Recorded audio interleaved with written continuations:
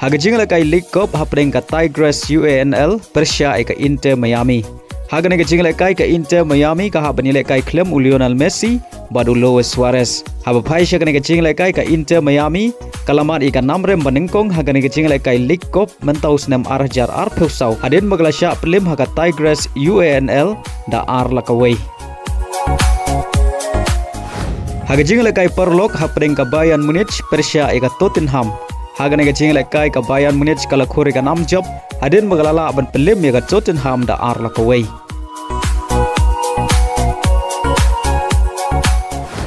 Haga jingla kai hapring ka Manchester United Persia ka Liverpool. Haga nega jingla kai ka Liverpool kala khori ka nam job hadin magalala ban Pynliem suk ya ka Manchester United hadu lai lanon. Haga jingla kai hapring ka Real Madrid Persia ka Barcelona.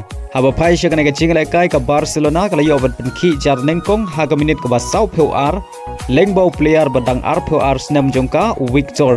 Bad haga kelamit ka Barcelona kala yo biang ban thep ya ka gol ka ba ar kata haga minit ka ba san pheu sau bad ya ka nega gol la yo biang ban thep lengbau Victor. Bad haga minit ka ba phra pheu ar urang le kai ba khat khandai snem ka Real Madrid Unico pas ulio ban thep ya ka gol ka banengkong nang benta ka Real Madrid haga nega jingla kai. Bad hadu bokot ka jingla kai ka Barcelona kala la ban Pynliem ya ka Real Madrid da ar la kawai.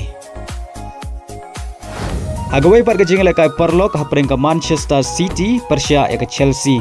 Haba phai sha nega jingla kai ka Manchester City kala khore ka nam job hadin bagalala ban Pynliem suk ya ka Chelsea hadu saula ar. Bad haga nega jingla kai rang thep gol bakan sai jong ka Manchester City Erling Haaland loyo ban thep Hattrick. Kada loyo ban thep haga minit ka ba sau haga minit ka ba san bad haga minit ka ba san pinriu.